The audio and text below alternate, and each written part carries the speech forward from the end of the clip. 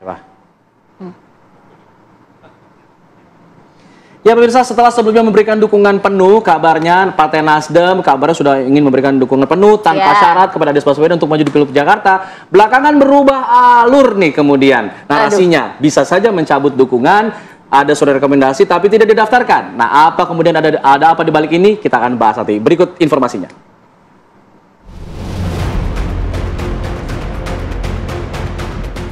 Setelah memberi dukungan penuh kepada Anies Rashid Baswedan sebagai calon gubernur Jakarta, kini Partai Nasdem yang dipimpin Surya Paloh mulai menunjukkan kegambangannya. Sejumlah elit partai pun mulai memberikan sinyal-sinyal bisa mencabut dukungannya. Alasannya pun sederhana, politik selalu berjalan dinamis.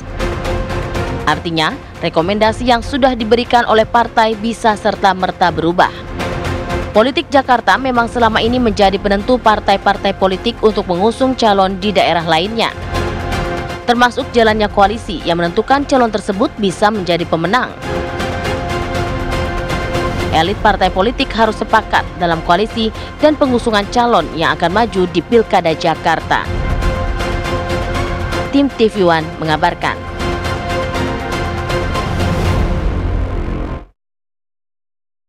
Pertanyaannya kemudian apakah pada akhir Agustus nanti Nasdem ini akan menemani Anies Baswedan dalam mendaftar dalam Pilgub Jakarta. Untuk membahasnya di pagi hari ini kita akan bahas gaspol ya mengenai politik. Kita gospel ya benar. Kita akan bahas bersama dengan Bang Henry Satrio, analis politik Universitas Paramadina, kemudian Mas Adi Prayitno, analis politik UIN Syarif Hidayatullah Jakarta. Selamat pagi Bang Hensat, Mas Adi Pray, selamat pagi. Selamat pagi. Sudah semangat ya kita mau membahas ini biar semangat, biar seru gitu. Kira-kira di akhir Agustus akan seperti apa nih? Ini nih sebenarnya apa yang disampaikan oleh Nasdem ada perbedaan. Nah, apa ini cuman gimmick aja, ancaman aja, atau jangan-jangan udah bener nih bakal kejadian, Bang Hensat? Kalau per hari ini sih nggak kaget kalau kemudian partai politik turun naik ke Mas Anies ya. Karena kan dari survei juga nggak lewat 50%. Jadi ya pasti ditimbang-timbang, kecuali Mas Anies surveinya di atas 50% gitu, seperti Airin di Banten misalnya, atau Ridwan Kamil di Jawa Barat, itu firm itu, atau misalnya Khofifah gitu Jawa Timur. Tapi kalau belum 50% ya pasti akan turun naik juga partai politik. Terus kemudian yang kedua kan mungkin juga Nasdem, PKS gitu ya, meralat keputusannya itu karena menyadari bahwa sebetulnya tokoh yang dia dorong ini kan sudah level nasional. Terus kemudian apakah kemudian meralat keputusan itu bahwa si tokoh ini belum level nasional dikembalikan lagi ke level provinsi, ya nggak tahu juga ya. Tapi kondisi Mas Anies memang tidak ideal dalam sebuah situasi yang saya mengatakannya demokrasi siasat gitu. Karena apa yang diputuskan hari ini dipertimbangkan juga untuk 2029 misalnya. Terus kemudian apa yang diputuskan hari ini akan berimbas ke karir politik lawan politiknya Anies Baswedan. Jadi saya dari awal meyakini kalaupun Anies Baswedan bisa maju ke perhelatan Pilgub Jakarta, yaitu mestinya dari Koalisi Indonesia Maju sudah dicalonkan. Karena yang berkuasa saat ini dan sudah merasa nyaman atau ada perjanjian tertentu. Anies dari Kim gitu? Iya, itu hanya bisa terjadi memang kalau Anies Baswedan ada perjanjian tertentu dengan Kim. Karena saya nggak ketemu alasannya kenapa Pak Prabowo dan Pak Jokowi mempersilahkan Anies Baswedan maju karena di 2029 nanti kan. Nah kemudian yang kedua memang Anies Baswedan harus berharap pada PDI Perjuangan dan PKS sih. Cuma masalahnya kan menyatukan dua partai ini juga susah. Jadi memang tidak dalam posisi ideal buat Anies Baswedan dan buat warga Jakarta sebetulnya untuk menentukan siapa kira-kira gubernurnya gitu. Kan sampai hari ini ada tersiar kabar lagi bahwa Ridwan Kamil kembali menguat, didorong ke Jakarta gitu ya, karena mungkin juga di Jakarta bisa jadi nggak ada Aniesnya. Jadi itu jalan ketiga sehingga partai politik mungkin merasa lebih nyaman, terutama dari KIM ya, mau dorong Zita Anjani deh. Kalau nggak ada Anies mungkin lapangannya beda gitu. Tapi ya kondisinya kalau kemudian ada tarik ulur, saya nggak kaget karena itu tadi memang sebagai incumbent kemudian kemarin ikut pilpres belum 50% itu bahkan dekat banget sama angkanya Ahok itu menurut saya sih masih rawan, jadi bisa masih banyak jadi pertimbangan. Tidak ada Aniesnya, Mas Adi Pray. Kalau memang tidak ada Aniesnya, bagaimana dengan nasib saat ini partai-partai yang sudah kadung mendeklarasikan mendukung Anies pada PKB, PKS, Nasdem? Ini memang sampai saat ini memang sepertinya belum terlihat kesetaraan atau kekompakan mereka sebagai sebuah koalisi. Ya sebenarnya politik di kita itu pada akhirnya adalah politik di tikungan akhir. Jadi apa yang terjadi pada hari ini, surat tugas, deklarasi, dan pemberian dukungan, itu sebelum ada janur kuning melengkung, apapun bisa terjadi. Oleh karena itu, yang mengagetkan itu ketika muncul satu statement dari elit Nasdem soal kemungkinan mencabut dukungan politik kepada Anies. Saya kira adalah statement-statement yang mempertegas bahwa per hari ini pun hampir semua partai politik belum memberikan rekomendasi resmi kepada salah satu kandidat tertentu. Even PKS sekalipun, tidak ada yang bisa memastikan kalau Sohibul Iman tidak dipilih oleh Anies untuk bisa menjadi pendampingnya, bukan tidak mungkin PKS juga akan mengubah haluan iman politiknya. Oleh karena itu, bagi saya memang dalam konteks itulah partai-partai ini akan berubah tergantung sejauh mana kepentingan politik mereka diakomodir. Karena pada saat yang bersamaan, godaan kepada partai non-Kim, PKS, Nasdem termasuk PKB untuk bergabung dengan mereka kan semakin menguat. Betul. Itu kan ingin mengindikasikan bahwa pertarungan ini bukan soal siapa yang diusung, siapa yang kuat secara elektabilitas, tapi sejauh mana partai-partai ini kemudian dirayu, digagalkan dukungan politiknya untuk tidak mengusung salah satu kandidat termasuk Anies. Kan Nasdem, PKS tentu berhitung apa keuntungan mereka mengusung Anies Baswedan. Sementara pada saat yang bersamaan ada tawaran-tawaran surga dari Kim. Gabung berkoalisi dengan Prabowo ini kan insentifnya 5 tahun yang akan datang. Resource ekonomi dan resource politik akan mereka dapatkan. Begitupun dengan PKS. Oleh karena itu kita tinggal uji apakah cintanya Nasdem, cintanya PKS kepada Anies Baswedan cinta buta ataukah cinta yang ada syaratnya. Kalau cinta buta tentu apapun godaan yang muncul dari ruang, ada dari Kim, ya tutup mata. Tapi kalau kemudian ini cintanya adalah ada syaratnya, kalau ada godaan yang jauh lebih menggiurkan datang ke Nasdem, datang ke PKS, dia akan goyang-goyang itu iman politiknya, Pak. Cinta buta atau cinta bersyarat kita bahas nanti, masih dalami lagi. Saya datang di sini di Apa Kabar Indonesia Pagi. Iya, cinta buta atau cinta bersyarat itu yang tadi menjadi salah satu highlight di segmen pertama kita bersama dengan Mas Adi Praitno dan juga Bang Hensat. Kalau saya ingin kembali ke Mas Adi, kalau bicara masalah cinta buta, cinta bersyarat, kalau misalnya memang tadi juga ada tawaran-tawaran surga dari koalisi sebelah, kan itu tentunya juga pasti ada syaratnya juga. Nah, kalau misalnya Anies tadi ada skenario untuk maju dari Kim, kalau Bang Hensat tadi bilang begitu ya, apakah ini satu hal yang memungkinkan di Pilgub kali ini? Ya cukup mungkin, karena per hari ini pun kan publik tidak pernah berhenti bicara soal kemungkinan partai-partai yang sudah mendukung Anies ini akan balik badan di kemudian hari. Yang saya sebutkan tawaran surga itu sepertinya masih berlaku. Bagaimana PKS misalnya diajak bergabung dengan Kim, mungkin posisinya menteri, dan pada saat yang bersamaan ditawari untuk menjadi calon wakil yang akan diusung oleh jagoan Kim. Ini surga, Pak. Ini bukan sesuatu hal yang gampang mengingat posisi PKS outsider dan kalah pemilu dan bukan menjadi bagian dari kubu Kim. Begitupun dengan Nasdem. Ketika ada pernyataan elit-elit Gerindra soal ingin mengajak koalisi PKB dan Nasdem, itu bukan perkara gampang. Apalagi statementnya itu disampaikan secara terbuka. Ketimbang misalnya memperjuangkan yang sesuatu yang faedahnya tidak terlampau signifikan, anggaplah Pilkada Jakarta, pasti partai ini berpikir kalau bergabung dengan Kim minimal 5 tahun yang akan datang, mereka dapat menjadi bagian dari kekuasaan politik. Ini yang saya kira menjadi sesuatu hal yang dihitung betul. Mungkin kawan-kawan di Nasdem, PKS, ataupun PKB nggak mau disebut begini.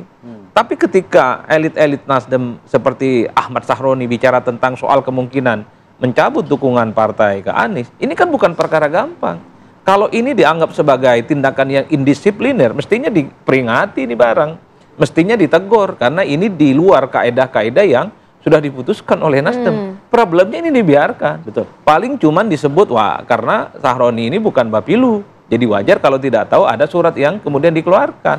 Nah kalau memang tindakan yang dilakukan oleh salah satu elit kunci di Nasdem, Ahmad Sahroni bukan kaleng-kaleng, Pak. Orang penting di Nasdem. Tapi ini kan memantik satu spekulasi bahwa di internal sekalipun rasa-rasanya belum fix dan belum firm. Kalau ingin mengamputasi dugaan bahwa Nasdem itu tidak solid, harusnya ditertibkan yang seperti ini. Kalau kita melihat kecenderungan di PKS, saya kira tidak ada statement-statement yang mengatakan bahwa akan mencabut dukungannya ke Anies Baswedan. Di Nasdem sudah mulai. PKB beda lagi ceritanya. Mulai nggak happy dengan calon yang disodorkan oleh PKS untuk mendampingi Anies. Per hari ini pun yang sebenarnya masih bisa dipastikan di mana dukungan politiknya itu masih tegak, itu baru PKS. Betul. Yang lain masih sangat mungkin akan berubah. Sangat berubah. Dari Bang Hensat, kalau lihat ini, artinya Nasdem ini sudah secara terang-terangan karena faktor apa nih? Karena faktor Aniesnya, atau jangan-jangan ketika mereka statement menyampaikan bahwa mereka tidak pakai syarat, ada dari calon wakilnya gitu, atau ada faktor-faktor lainnya?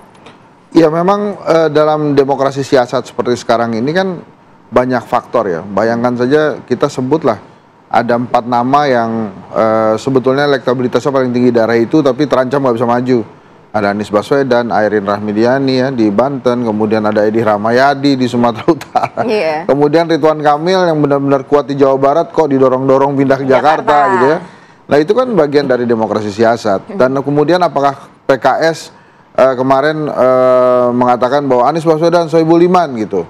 Apakah kemudian tidak ada hal-hal yang juga diminta dari Anies Baswedan? Bisa saja Anies di deadline gitu ya. Mas Anies kalau sampai Agustus nggak memutuskan ini oke atau tidak, saya cabut dukungan misalnya begitu. Kemudian apa yang terjadi dengan Nasdem dan PKB kan sulit juga posisinya kalau kemudian yang kemarin mendukung Prabowo katanya setelah usai Pilpres kemudian tiba-tiba mendorong Anies Baswedan lagi. Kan Caimin sampai hari ini masih membiarkan dukungan Anies itu datang dari PKB Jakarta gitu. Dia belum memutuskan sama sekali gitu. Dan drama yang disampaikan Nasdem ini partai emang penuh drama menurut saya. Ya membuat pendukungnya Anies juga akhirnya kan terkocok gitu perutnya. Saya sih melihatnya begini, kalau memang rakyat ya mau melawan demokrasi siasatnya partai politik, ya memang cara-cara Projo waktu mengusung Jokowi di Jakarta waktu itu, atau relawan lain seperti Profesional Jakarta lah, kemudian lain-lain lah itu ya itu mesti ditiru bahwa ya inilah keinginan rakyat gitu, mendorong tokohnya dan akhirnya bisa membuat PDI Perjuangan akhirnya mendorong Jokowi waktu itu kan menjadi Gubernur Jakarta. Jadi memang cara-cara seperti itu harus disiapkan, tapi memang konsekuensi berulangnya sejarah Jokowi juga bisa terjadi. Jadi mungkin itu juga dipikirin gitu sama PKS maupun Nasdem. Kan sekarang kalau perhitungannya kita mau belagu-belaguan jalan sendiri kan nih kata PKS gitu ya misalnya, atau kemudian melobi PDI Perjuangan yang agak sulit, ya bisa-bisa aja itu terjadi.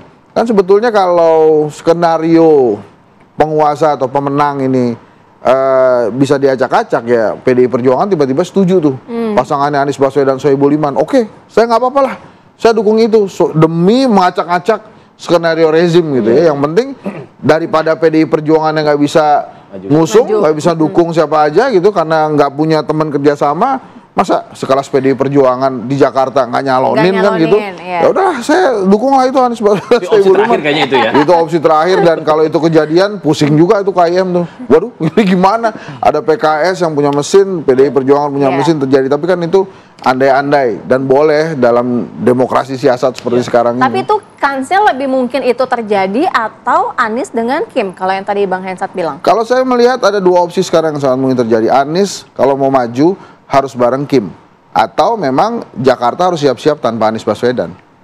Mas Adi, kalau Anies dengan Kim, apa dampak elektabilitasnya? Karena kan kita tahu ini berseberangan lah selama ini. Ya Pilkada Jakarta selesai Pak. Ini kan memadukan 2 instrumen yang cukup solid dan valid. Kim itu apapun judulnya adalah satu mesin politik yang memenangkan Prabowo dan Gibran. Anies per hari ini elektabilitasnya paling menjulang. Jadi nggak perlu pilkada lagi di Jakarta ini Pak, cukup salaman dan bisa tumpengan bersama. Udah itu aja judulnya. Cuman ini kan nggak gampang. Kim per hari ini sebenarnya belum membuka pintu kepada Anies. Gerindra sebagai partai pemenang Pilpres selalu mengatakan tak ada satupun aspirasi dari Gerindra untuk menyebut apalagi mengusung Anies Baswedan. Kemudian Demokrat apalagi, luka hatinya belum terobati. Nah, PAN ini tengah jalan. Iya, PAN ini sebenarnya bagi saya lebih pada testing the water, karena tidak mungkin PAN ini punya manuver politik tanpa persetujuan partai-partai yang lain. PSI apalagi ya. Jadi dalam konteks itulah sepertinya saya melihat Kim memang bukan hanya tertutup pintunya buat Anies, tapi digembok serapi-rapinya supaya memang Anies tak menjadi bagian dari mereka. Karena Anies ini bukan soal bagaimana menjadi kompetitor kemarin kan di Pilpres, memberikan skor 11 kepada Prabowo Subianto, tapi the next di 2029 Anies ini potensial menjadi anak macan yang kemudian akan melawan jagoan dari Kim. Kan itu saja pikirannya, kenapa Anies ini agak sulit untuk bergabung dengan kubu Kim. Bagi saya pada akhirnya memang sudah betul apa yang dilakukan oleh Anies, membuka kehangatan dan kemesraan dengan Ahok ya. Ini sebagai bridging sebenarnya soal kemungkinan berkoalisi dengan PDIP. Kenapa saya sebut dengan bridging? Minimal ini semacam prakondisi, mengaspal jalan. Kalau at the end of the day-nya PDIP dengan Anies itu bekerja sama, para die hard pendukungnya ini tidak terlampau panik, tidak terlampau shock lah kira-kira begitu. Karena dua kutub pendukung Anies dan Ahok ini kan sulit dipertemukan. Tapi kalau komunikasinya intensif dibangun 5 bulan jelang pencoblosan, tiba-tiba Anies dan PDIP kemudian berkoalisi, jadi para loyalis yang selama ini saling bentrok secara perlahan akan memaknai inilah realitas politik yang memang tidak bisa dibaca secara hitam dan putih. Pada saatnya memang harus cair, pada saatnya harus saling meleleh, tapi pada saatnya juga harus saling berbenturan satu sama yang lainnya. Oke. Aduh, sangat-sangat dinamis berarti ya masih saat ini ya. Kita sama-sama akan menantikan kira-kira akhir Agustus akan seperti apa ya? Kita akan tunggu nanti. Saya ingin tutup dengan sebuah pantun, boleh ya? Boleh dong, Nah, saya udah catat nih, takut lupa nih. Nah, Cakep. si Burhan sukanya bakso urat. Cakep. Makannya di depan apotik. Cakep. Cinta di pernikahan saja bersyarat, apalagi hanya cinta di politik. Tunggu ya. Terima kasih semuanya, terima kasih Bang Ensa, terima kasih Mas Adi Satrio, Mas Adi Prayitno jadi Satrio. Terima kasih semuanya. Nanti kita akan jeda dulu, kita akan kembali dengan perbincangan masalah kita akan soal kabar-kabar pilihan ya. Nanti usai jeda. Tetap di sini, apa kabar Indonesia Pagi.